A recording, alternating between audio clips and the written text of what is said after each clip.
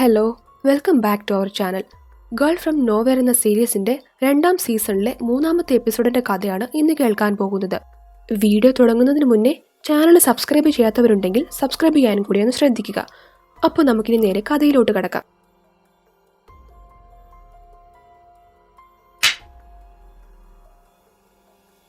Episode 3, mini and 4 bodies. സിനിമയുടെ തുടക്കത്തിൽ ഒരു പെൺകുട്ടിയെ വലിയ പരിക്കുകളോടെ ഹോസ്പിറ്റലിലേക്ക് കൊണ്ടുപോകുന്നതാണ് കാണിക്കുന്നത്. അപ്പോൾ നാനോയുടെ വോയിസ് നമ്മളോട് പറയുകയാണ്, ദരിദ്രർക്ക് സ്ഥാനമില്ലാത്തതും സമ്പന്നർക്ക് യാതൊരു പരിണിത ഫലങ്ങളുമില്ലാത്തതുമായ ഒരു രാജ്യത്ത് ഒരു പക്ഷേ കോടതിയിൽ നിന്ന് വിധി ഉണ്ടാകണമെന്നില്ല. പകരം അത് നിങ്ങളുടെ കൈവശമുള്ള പണത്തെ ആശ്രയിച്ചിരിക്കുമെന്ന്. അവിടെ വെച്ച് ആ സീൻ കട്ടാവുകയാണ്. അടുത്തത് ഒരു സ്കൂൾ കാണിക്കുകയാണ്. അവിടെ മിനി എന്ന പെൺകുട്ടിയെ എക്സാമിന് കോപ്പിയടിച്ചു എന്ന് പറഞ്ഞ് HM അച്ഛനൊപ്പം വിളിച്ചിരിക്കുകയാണ്. ആ പെൺകുട്ടി താൻ എക്സാമിന് ചീറ്റ് ചെയ്തു എന്ന് സമ്മതിക്കുന്നില്ല. HM മാത്രമാണ് കോപ്പിയടിച്ചു എന്ന് പറയുന്നത്. ഞാൻ എക്സാമിന് ചീറ്റ് ചെയ്തിട്ടില്ല, നിങ്ങളുടെ കയ്യിൽ അതിന് ഒരു തെളിവുമില്ലല്ലോ, അതിനാണ് എൻ്റെ അച്ഛനെയും ഇങ്ങോട്ടേക്ക് വിളിച്ചു വരുത്തിയിരിക്കുന്നത് എന്ന് അവൾ ധാർഷ്ട്യത്തോടെ പറയുകയാണ്. അച്ഛൻ അത് കേട്ട് അവൾക്കിട്ട് ഒരു തല്ല് വെച്ച് കൊടുക്കും. എന്നിട്ട് ടീച്ചറിനോട് മാപ്പ് പറയാൻ പറയും. അങ്ങനെ വേറെ വഴിയില്ലാതെ മിനി HMനോട് മര്യാദയ്ക്ക് മാപ്പ് പറയും. പോരാത്തതിന് മിനിക്കെതിരെ വേറെ ആക്ഷനൊന്നും എടുക്കാതിരിക്കാൻ അച്ഛന് സ്കൂളിലേക്ക് 10 ലക്ഷം രൂപ ഡൊണേറ്റ് ചെയ്യേണ്ടതായിട്ട് വരികയും ചെയ്യും. എങ്കിലും HM അവൾക്ക് പണിഷ്മെന്റ് കൊടുക്കും. ബിൽഡിംഗ് 4ലെ റെസ്റ്റ് റൂം ഈ സെമസ്റ്റർ ഫുള്ള് അവൾ വേണം ക്ലീൻ ചെയ്യാൻ. അത് കേട്ട് മിനി ആദ്യം സമ്മതിക്കില്ലെങ്കിലും അച്ഛൻ നോക്കി പേടിപ്പിക്കുമ്പോൾ അവൾക്ക് സമ്മതിക്കാതെ മറ്റു വഴികളൊന്നുമില്ല. മിനിയുടെ അച്ഛൻ വലിയ പണക്കാരനാണ്, കൂടാതെ സമൂഹത്തിൽ നല്ല നിലയും വിലയുമുള്ള ആളാണ്. അതുകൊണ്ട് ചീത്തപ്പേരുണ്ടാകാതിരിക്കാനാണ് അദ്ദേഹം മകളുടെ ഈ കാര്യം ഒതുക്കി തീർത്തത്. അദ്ദേഹം അങ്ങനെ ചെയ്തില്ലായിരുന്നുവെങ്കിൽ സ്കൂളിൽ നിന്നും മിനിയെ പുറത്താക്കിയേനെ. ഓൾറെഡി മിനി ഒരു പ്രോബ്ലം മേക്കറാണ്. ഇപ്പോൾ തന്നെ മിനി ഉണ്ടാക്കിയ ഓരോ പ്രശ്നങ്ങൾ കാരണം അവളെ കുറേ സ്കൂളുകൾ ചേഞ്ച് ചെയ്തതാണ്. അച്ഛനോട് പോലും അവൾ താൻ കോപ്പി അടിച്ചെന്ന് സമ്മതിച്ചു കൊടുക്കില്ല. പക്ഷേ അച്ഛനും മിനി ഒരിക്കലും തൻ്റെ തെറ്റ് സമ്മതിച്ചു തരാത്ത ഒരാളാണെന്ന് നന്നായിട്ടറിയാം. മിനിക്ക് ശിക്ഷയായിട്ട് അവളുടെ കാറ് അച്ഛൻ തിരിച്ചു വാങ്ങിക്കുകയും വൈകിട്ട് 6 മണി കഴിഞ്ഞാൽ വീട്ടിൽ നിന്നും പുറത്തു പോകുന്നത് അച്ഛന് വിലക്കുകയും ചെയ്യും. മിനിക്ക് അത് അംഗീകരിക്കാൻ പറ്റിയില്ല. എൻ്റെ നഷ്ടമായ 10 ലക്ഷത്തിനുള്ള ശിക്ഷയാണതെന്ന് അച്ഛൻ അവളോട് പറയും. അത് കഴിഞ്ഞ് മിനി ഫ്രണ്ട് ജയനെ വീഡിയോ കോൾ ചെയ്യുന്നതാണ് കാണിക്കുന്നത്. മിനി അച്ഛനറിയാതെ 6 മണിക്ക് ശേഷം കാറും എടുത്ത് അത് ഓടിച്ചുകൊണ്ടാണ് കോൾ ചെയ്യുന്നത്. പോരാത്തതിന് നല്ല മഴയുമുണ്ട്. കൂടെ മിനി കള്ളും കുടിക്കുന്നുണ്ട്. പ്ലോയിൻ എന്ന് പറഞ്ഞ കുട്ടിയുടെ പേപ്പർ നോക്കി കോപ്പി അടിച്ചതിനാണ് മിനിയെ പിടിച്ചത്. മിനി അപ്പോൾ ഫ്രണ്ടിനോട് ചോദിക്കും, പ്ലോയിൻ എനിക്ക് ആൻസേഴ്സ് എല്ലാം കാണിച്ചു തന്നിട്ട് ടീച്ചറിനോട് അത് പറഞ്ഞു കൊടുത്തതും അവളായിരിക്കുമോ എന്ന്. എക്സാം കാണിച്ചു തരുന്നതിന് മിനി പ്ലോയിന് ക്യാഷും കൊടുത്തിട്ടുണ്ടായിരുന്നു. പ്ലോയിൻ ഒരു പാവം വീട്ടിലെ പെൺകുട്ടിയായിരുന്നു, പക്ഷെ നല്ലപോലെ പഠിക്കുന്ന കുറെ കഴിവുള്ള പെൺകുട്ടിയായിരുന്നു അവൾ. മിനിയും ഫ്രണ്ടും കൂടി പ്ലോയിൻ്റെ കുറ്റവും പറഞ്ഞ് ഇങ്ങനെ പോകുമ്പോഴാണ് സ്കൂളിന് അടുത്തെത്തിയതും മിനിയുടെ കാറ് മറ്റൊരു വണ്ടിയിലിടിക്കുന്നത്. ഏത് കുട്ടികളെയാണ് അവൾ ഇടിച്ചത്. ബോധം വന്ന് കണ്ണു തുറന്ന് നോക്കുമ്പോൾ മിനി രക്തം വാർന്ന് മരിച്ചു കിടക്കുന്ന കുറെ കുട്ടികളുടെ ഇടയിലാണ് കിടക്കുന്നത്. അതിൽ ഒരാൾ നാനോ എന്ന പെൺകുട്ടിയായിരുന്നു. മറ്റൊരു കുട്ടി പ്ലോയിനാണ്. അവൾ മരിച്ചിട്ടില്ല. പ്ലോയിൻ മിനിയോട് രക്ഷിക്കണമെന്ന് അപേക്ഷിക്കും. മിനിക്ക് ആ കുട്ടിയോട് ദയ തോന്നുന്നുണ്ടെങ്കിലും അപ്പോഴാണ് പ്ലോയിനായിരിക്കുമോ കോപ്പിയടിച്ച കാര്യം ടീച്ചറിനോട് പറഞ്ഞത് എന്ന ചിന്ത വരുന്നത്. അവൾ അതുകൊണ്ട് പ്ലോയിനെ സഹായിക്കാൻ കൂട്ടാക്കില്ല. അപ്പോൾ പെട്ടെന്ന് നീ എന്താണ് പ്ലോയിനെ സഹായിക്കാത്തത് എന്ന് മരിച്ചു കിടക്കുന്ന നാനോ ചോദിക്കുന്ന പോലെ മിനിക്ക് തോന്നുകയാണ്. അടുത്ത നിമിഷം പ്ലോയിൻ മരിക്കുകയും ചെയ്യും. 4 പെൺകുട്ടികളാണ് കൊല്ലപ്പെട്ടത്. അതിൽ ഒരാൾ റെഡ് റിബൺ മുടിയിൽ കെട്ടിയിട്ടുണ്ട്. പേടിച്ചുപോയ മിനി അവിടെ കിടന്ന ഒരു ഫോൺ എടുത്ത് അച്ഛനെ കരഞ്ഞുകൊണ്ട് കോൾ ചെയ്ത് തന്നെ സഹായിക്കണമെന്ന് പറയും. അത് കഴിഞ്ഞ് നമ്മളെ ന്യൂസ് കാണിക്കുകയാണ്. കാറ് സ്കൂളിൻ്റെ പിക്കപ്പ് വാഹനത്തിലാണ് ഇടിച്ചിരിക്കുന്നത്. 4 കുട്ടികൾ കൊല്ലപ്പെട്ടു. മിനിയെ സസ്പെക്റ്റ് ആയിട്ടാണ് പറയുന്നത്. ആ 4 പെൺകുട്ടികളുടെ ഡീറ്റെയിൽസ് കാണിക്കുന്നുണ്ടെങ്കിലും അതിൽ ഒരാളുടെ ഫോട്ടോ മാത്രം കാണിക്കുന്നില്ല. അതാ റെഡ് റിബൺ ധരിച്ച പെൺകുട്ടിയുടേതാണ്. സ്ഥലത്തേക്ക് വന്നിരിക്കുന്ന മിനിയുടെ അച്ഛൻ്റെ അടുത്തേക്ക് റിപ്പോർട്ടേഴ്സ് ചെന്ന് ഓരോന്ന് ചോദിക്കുകയാണ്. അച്ഛൻ പറയും മിനി ഇപ്പോഴും ഷോക്കിലാണെന്ന്. അപ്പോൾ റിപ്പോർട്ടർ മിനി മദ്യപിച്ചിരിക്കുകയായിരുന്നല്ലോ എന്ന് ചോദിക്കുന്നുണ്ട്. അച്ഛൻ അതിന് അങ്ങനെയൊന്നുമില്ല എന്നാണ് മറുപടി പറയുന്നത്. അത് കഴിഞ്ഞ് മിനിയും അച്ഛനും ഒക്കെ തിരിച്ച് വീട്ടിലെത്തിയിരിക്കുകയാണ്. ഇതിനോടകം തന്നെ ഈ ആക്സിഡന്റ് വലിയൊരു പ്രശ്നമായി മാറിയിട്ടുണ്ട്. അച്ഛൻ മിനിയെ ഒരുപാട് വഴക്ക് പറയും. മിനി നന്നായി പേടിച്ചിട്ടുണ്ടെങ്കിലും ഞാനിതൊന്നും മനഃപൂർവ്വം ചെയ്തതല്ല, ബ്രേക്ക് ഫെയിൽ ആയതാണെന്ന് പറഞ്ഞ് ഒഴിഞ്ഞു മാറാൻ നോക്കും. അച്ഛന് വീണ്ടും മിനി ഇങ്ങനെ തെറ്റ് സമ്മതിക്കാത്തത് കാണുമ്പോൾ നല്ല ദേഷ്യം വരും. പക്ഷേ അമ്മ മിനിക്ക് സപ്പോർട്ടായിട്ടാണ് സംസാരിക്കുന്നത്. അച്ഛനപ്പോൾ ചോദിക്കും, ബ്രേക്ക് വർക്കാകുന്നില്ലായിരുന്നു അല്ലേ, കാറിൽ നിന്നും ആ വൈൻ ബോട്ടിൽ ഞാനെടുത്ത് മാറ്റിയില്ലായിരുന്നുവെങ്കിൽ നീ ഇപ്പോൾ ജയിലിൽ കിടന്നേനെ എന്ന്. പക്ഷെ അപ്പോഴും മിനി ബ്രേക്ക് ഫെയിലായത് അപകട കാരണം എന്ന് പറഞ്ഞുകൊണ്ടിരിക്കും. എന്നെ ഹെൽപ്പ് ചെയ്യണമെന്ന് അവൾ പറയും. അപ്പോൾ അച്ഛൻ പറയും, ഞാൻ എത്ര നാൾ നീ ഉണ്ടാക്കിയ പ്രശ്നവും സോൾവ് ചെയ്തുകൊണ്ട് നടക്കണം? നിന്നെ പോലീസ് പിടിച്ചാൽ എൻ്റെ കമ്പനിയുടെ സ്റ്റോക്ക് നഷ്ടത്തിലാകും. അതുകൊണ്ട് നീ നിന്റെ വായ മൂടി വീട്ടിലിരുന്നോണം. ഞാൻ പറയുന്നത് മാത്രമേ ചെയ്യാവുള്ളൂ എന്ന് അച്ഛൻ സ്ട്രോങ് ആയി പറഞ്ഞിട്ട് എണീറ്റ് പോകും. അത് കഴിഞ്ഞ് അടുത്ത ദിവസം മിനി സ്കൂളിലേക്ക് വരികയാണ്. കുട്ടികളെല്ലാവരും അവളെക്കുറിച്ച് ഓരോന്ന് പറയുന്നുണ്ട്. പക്ഷെ മിനി ക്ലാസ്സിലേക്ക് കയറിയിരിക്കും. അവളുടെ അതേ ക്ലാസ്സിലായിരുന്നു നാനോയും പഠിച്ചിരുന്നത്. കുട്ടികളെല്ലാവരും നാനോയ്ക്ക് ആദരാഞ്ജലികൾ അർപ്പിക്കും. കുട്ടികൾ ആരും മിനിയോട് മിണ്ടാൻ കൂട്ടാക്കുന്നില്ല. ജെ പോലും അവളെ മൈൻഡ് ചെയ്യുന്നില്ല. മിനിക്ക് അതൊക്കെ വല്ലാതെ ഫീൽ ചെയ്യുന്നുണ്ട്. അപ്പോൾ പെട്ടെന്ന് അവൾക്ക് അവിടെ നാനോയുടെ പ്രസൻസ് തോന്നുകയാണ്.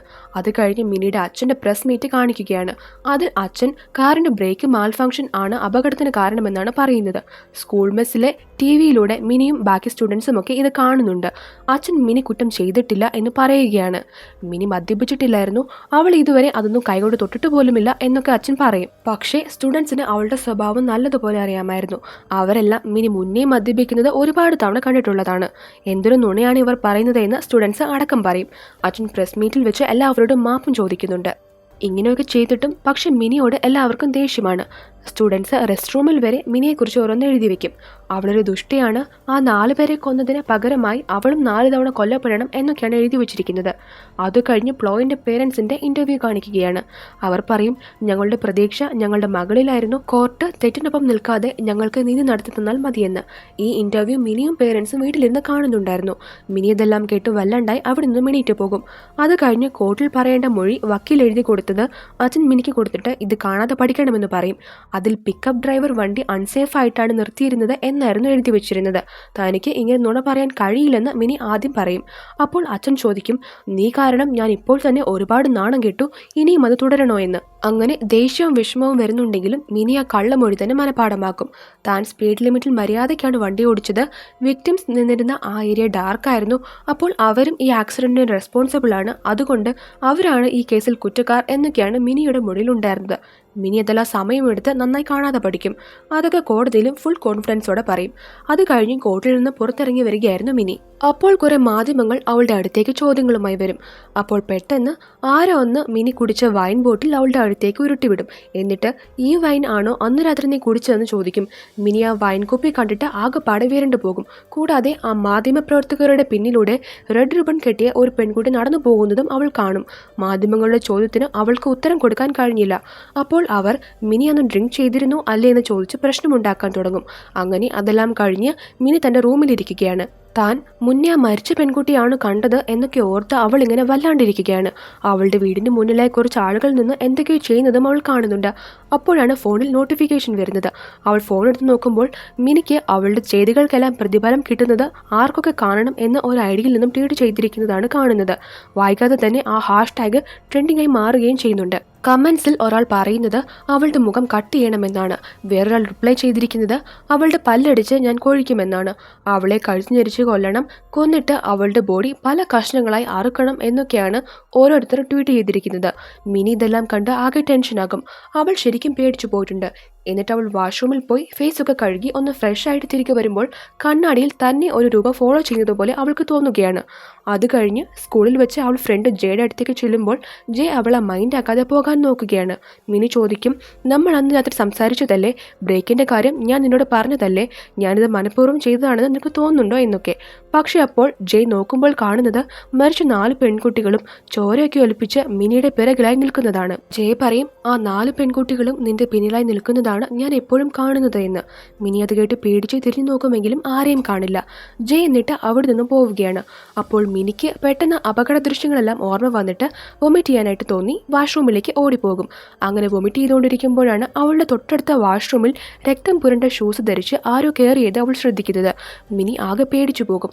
അപ്പോഴാണ് ആ ബാത്റൂം ഡോറ് തനിയെ പതിയെ തുറക്കാൻ തുടങ്ങുന്നത്. മിനി ധൈര്യം സംഭരിച്ച് കതക് തുറന്ന് നോക്കുമ്പോൾ അതിനകത്ത് ആരെയും കാണില്ല. അവൾ ആശ്വാസത്തിൽ മുഖം കഴുകി കണ്ണാടിയിലേക്ക് നോക്കുമ്പോൾ പെട്ടെന്ന് ആ ബാത്റൂമിൽ ആ മരിച്ച കുട്ടികൾ ഇരിക്കുന്നതാണ് മിനി കാണുന്നത്. മിനി വല്ലാതെ പേടിച്ചു പോകും. അവിടെ നിന്നും വേഗം ഇറങ്ങി പോകുമ്പോൾ നാനോ വിസിലൊക്കെ അടിച്ച് ഒരു പരിക്കുമില്ലാതെ മിനിയുടെ അടുത്തുകൂടെ നടന്നു പോവുകയാണ്.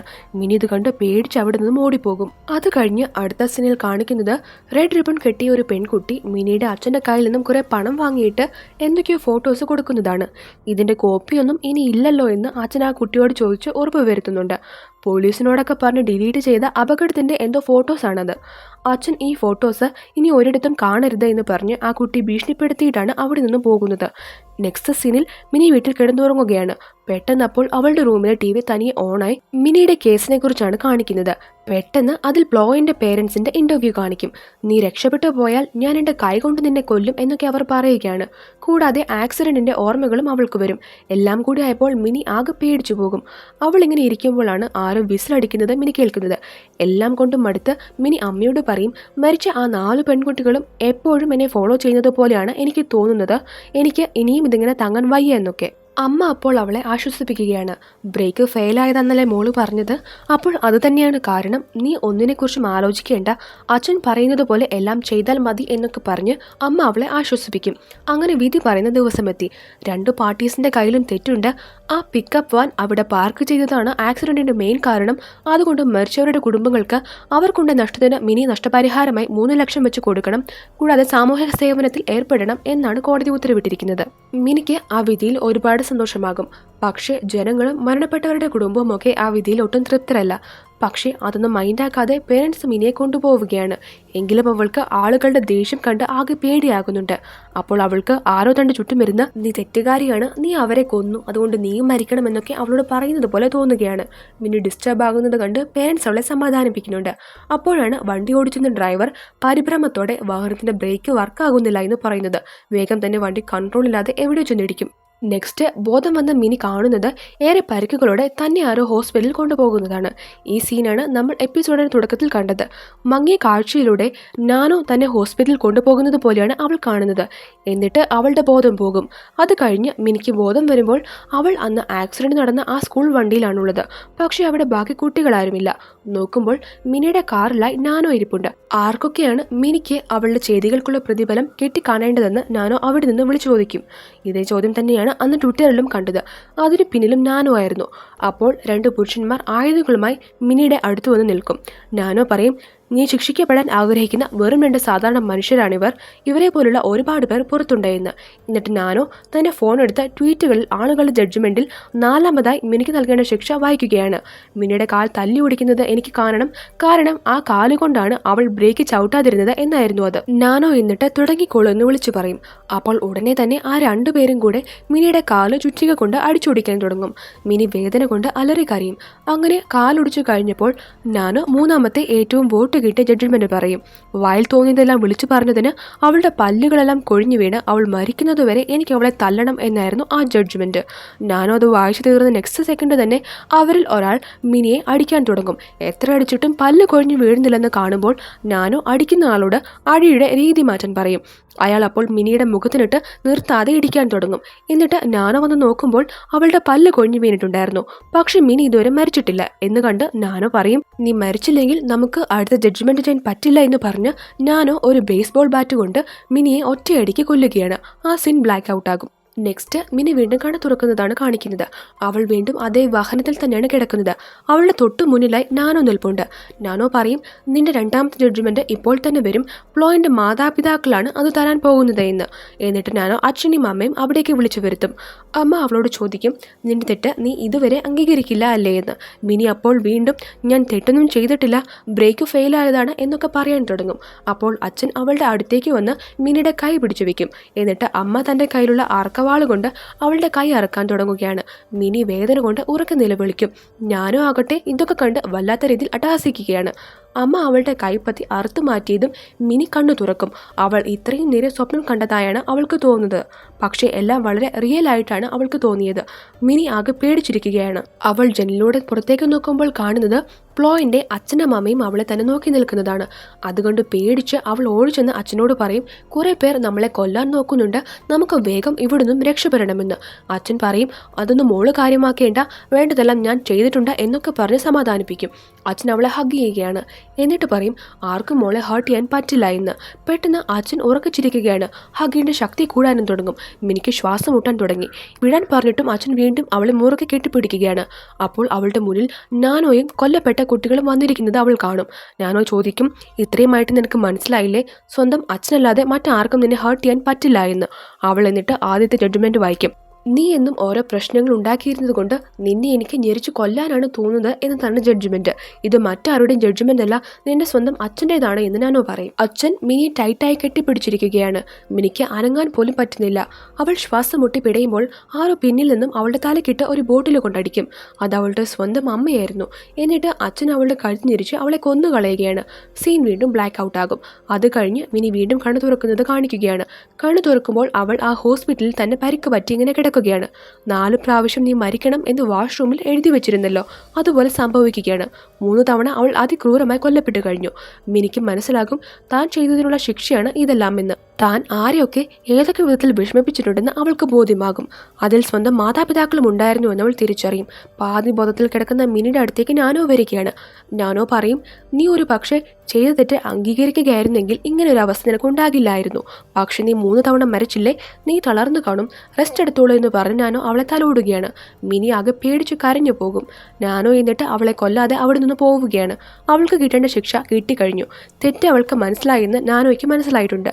അതാണ് നാനോ കൂടുതലൊന്നും ചെയ്യാതെ അവിടെ നിന്ന് പോയത്. അവൾ പോയതും റെഡ് റിബൺ ധരിച്ച ആ പെൺകുട്ടി അവിടേക്ക് വരികയാണ്. ആ കുട്ടി മൂളിപ്പാട്ടൊക്കെ പാടി വന്ന് TV ഓൺ ചെയ്യും. ന്യൂസിൽ മിനി ഉണ്ടാക്കിയ അപകടത്തിന് അവൾക്കെതിരായി ഒരു ഫോട്ടോ എവിഡൻസായി കിട്ടിയിട്ടുണ്ടെന്നാണ് പറയുന്നത്. അത് മിനി കാർ വൈൻ കുടിച്ചോടിക്കുന്ന ഫോട്ടോസായിരുന്നു.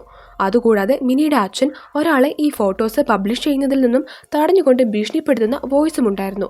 ഈ ഫോട്ടോസ് എല്ലാം ലീക്കാക്കിയത് ആ റെഡ് റിബൺ കുട്ടിയാണ്. അച്ഛനെ ഈ ഫോട്ടോസ് കാണിച്ച് ക്യാഷ് വാങ്ങിയതും അവൾ തന്നെയാണ്. അച്ഛൻ അവളെ ഭീഷണിപ്പെടുത്തുന്ന വോയിസും അവൾ പുറത്തുവിട്ടു. മിനി ഇതെല്ലാം കണ്ട് ആകെ ഷോക്കായി പോകും. ആ കുട്ടി പറയും, നിന്റെ അച്ഛന് ഇനി നിന്നെ സഹായിക്കാൻ കഴിയില്ല, ഇനി ഇതെല്ലാം അവസാനിപ്പിക്കാൻ ഒരൊറ്റ വഴിയേ ഉള്ളൂ എന്ന് പറഞ്ഞ് ആ കുട്ടി പുറത്തേക്ക് നോക്കുകയാണ്. മിനിയോട് പോയി മരിക്കാനാണ് ആ കുട്ടി പറയുന്നത്. മിനിക്കും മനസ്സിലാകും എല്ലാം കയ്യിൽ നിന്നും പോയി എന്ന്. അവൾ ബെഡിൽ നിന്നും എണീറ്റ് ബാൽക്കണിയിലേക്ക് നടക്കുകയാണ്. ഈ സമയം ആ പെൺകുട്ടി മൂളിപ്പാട്ടും പാടിക്കൊണ്ടിരിക്കുകയാണ്. അത് കഴിഞ്ഞ് നമ്മളെ ലിഫ്റ്റിൽ ഇറങ്ങി വരുന്ന നാനോയെ കാണിക്കുകയാണ്. അവൾ ലിഫ്റ്റിൽ നിന്നും പുറത്തേക്ക് ഇറങ്ങിയതും എന്തോ ഒരു വസ്തു മുകളിൽ നിന്ന് താഴേക്ക് പതിക്കുന്നത് കാണും. പോയി നോക്കുമ്പോൾ മിനി നിലത്ത് വീണ് മരിച്ചു കിടക്കുന്നതാണ് കാണുന്നത്.